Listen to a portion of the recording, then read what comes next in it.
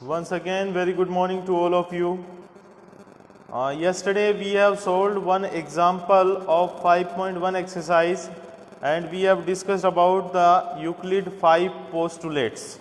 So before going to study about the geometry, we must know about the elements which we use into the geometry, and from last 2 days we are continuously studying about the point, line, straight line, surface, plane surface, and after that I told you about the 5 Euclid postulates, in which first postulates that the 2-point can be used for drawing a straight line, or you can say that a straight line can be drawn by the help of the 2 points. So I am explaining here A into B. There are 2 points A and B, so you can draw the line AB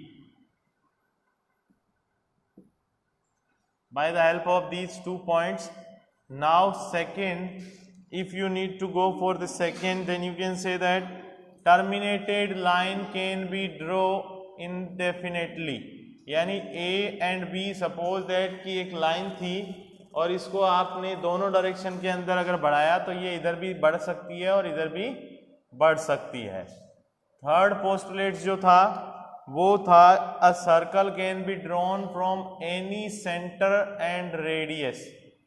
so all of you know that कि यहाँ पे एक आपके पास में ये radius है और दूसरी ये रेडियस है, और इन दोनों ही रेडियस से जो है वो आप सर्कल ड्रॉ कर सकते हैं. फोर्थ जो पोस्टुलेट था वो ये था कि राइट एंगल्स जितने भी होते हैं वो हमेशा इक्वल होते हैं. यानी कि आपके पास में अगर 3 राइट एंगल है या 4 राइट एंगल है तो वो सब जो होंगे वो आपस में इक्वल होंगे.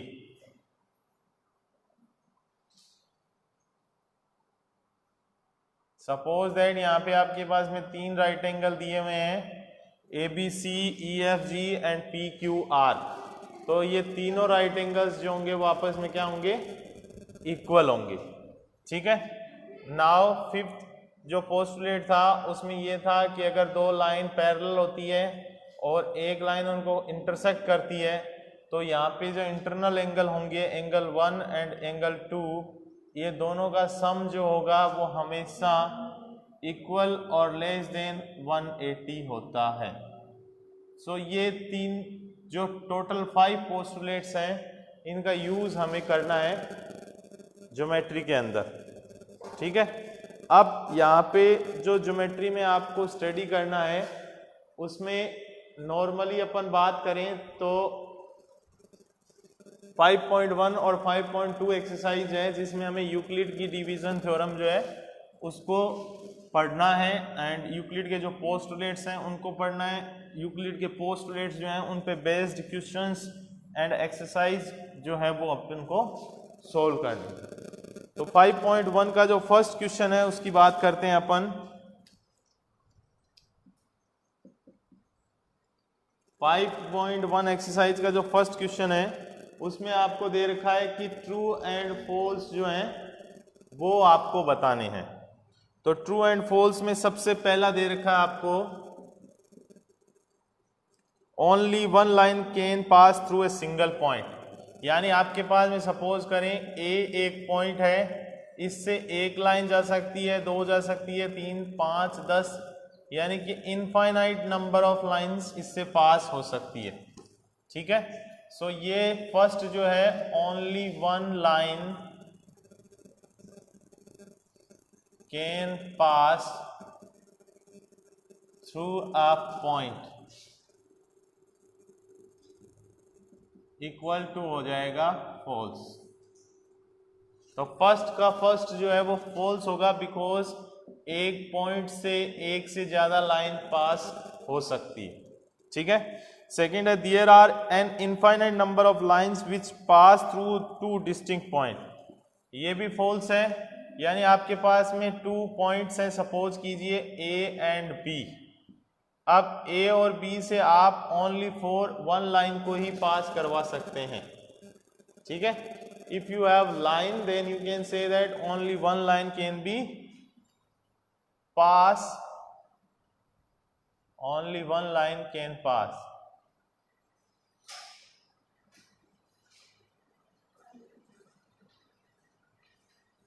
Through two distinct points.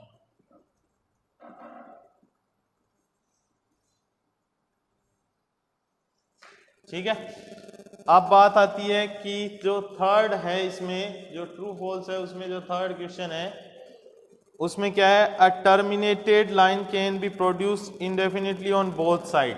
तो ये यूक्लिड का पोस्टुलेट्स है जिसमें अपन को ये देखना होता है कि टर्मिनेटेड लाइन जो है ए एंड बी, सपोज करो एक लाइन है, इसको इधर भी अपन बढ़ा सकते हैं और इधर भी बढ़ा सकते हैं, तो ये आपका ट्रू होगा। इंडेफिनिटली आप इसको बढ़ा सकते हो जितना बढ़ाना चाहते हो। ठीक है, आगे अपन बात करें कि फोर्थ जो है इसमें, if two circles are equal then their radius will also equal. तो अगर आप बात करो कि फोर्थ जो ट्रू फॉल्स है फर्स्ट क्वेश्चन का, उसमें दो सर्कल आपके पास में हैं, वो दोनों इक्वल हैं, तो उनकी रेडियस जो होगी वो भी इक्वल होगी। तो R1 इक्वल्स टू R2 होगा अगर ये दोनों सर्कल इक्वल हैं तो ये फिर आगे बोलता है ये कि 3 AB equal to PQ, PQ equal to XY, then AB equal to XY। यानी कि आपके पास में 3 लाइनें दे रखी है आपको। जो फिफ्थ है इसका, इसमें देखें, एक लाइन दे रखी है आपको AB, दूसरी दे रखी है XY, सॉरी PQ दूसरी, एंड तीसरी XY। तीनों ही 1 सेंटीमीटर, 1 सेंटीमीटर एंड 1 सेंटीमीटर है। ठीक है, तो अगर हम ये कहें कि ये इक्वल है, AB इक्वल है PQ के एंड PQ इक्वल है XY के, तो AB इक्वल होगा XY। ओके, तो यहां से ये भी आपका जो है वो ट्रू होगा। तो टोटल जो है वो 5 क्वेश्चन है, इसमें पांचों अगर अपन बात करें तो फर्स्ट जो है वो फॉल्स है, उसके बाद में सेकंड फॉल्स है, then third, fourth and fifth ये सारे जो हैं वो ट्रू है। ठीक है, अब सेकंड क्वेश्चन की बात करते हैं।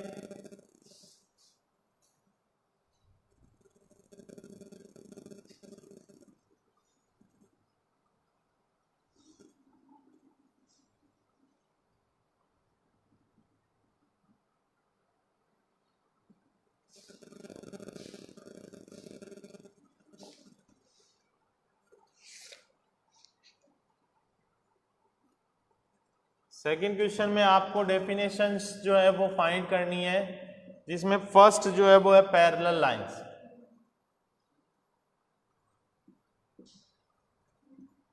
पैरेलल लाइंस जो होती हैं वो क्या होती हैं, तो all of you know that कि अगर दो लाइनें पैरेलल हैं, मीन दैट कि उनकी जो लेंथ है बीच की वो फिक्स है।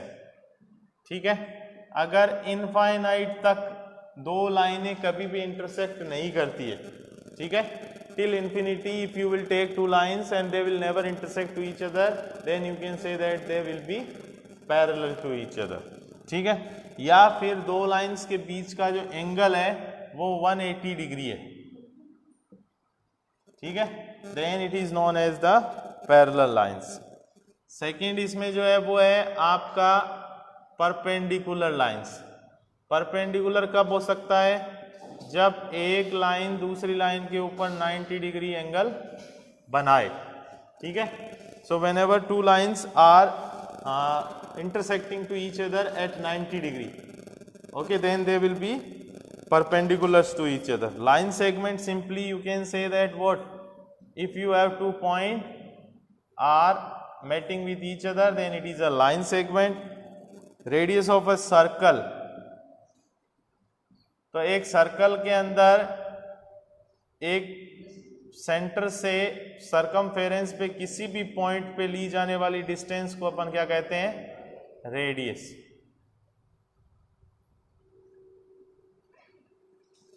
ठीक है। स्क्वायर क्या होता है? तो all of you know that if you have a quadrilaterals, ठीक है, तो जस्ट लाइक क्वाड्रिलेटरल होता है, इसके अंदर अगर ये चारों एंगल 90 डिग्री के होते हैं एंड यहाँ पे A B C D mean that चारों A B equal to B C equal to C D equal to A C, चारों साइड इक्वल है एंड चारों एंगल इक्वल हैं, चारों angle equal and must be 90 degree and four sides must be equal to each other, then it is known as the square.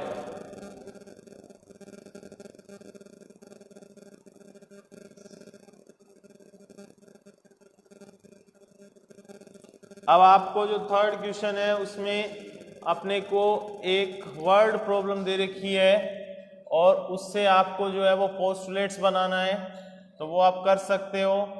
Fourth question जो है इसका 5.1 का, उसमें अपने को क्या करना है, फोर्थ क्वेश्चन में दे रखा है if a point C lies between A and B, A C equal to B C.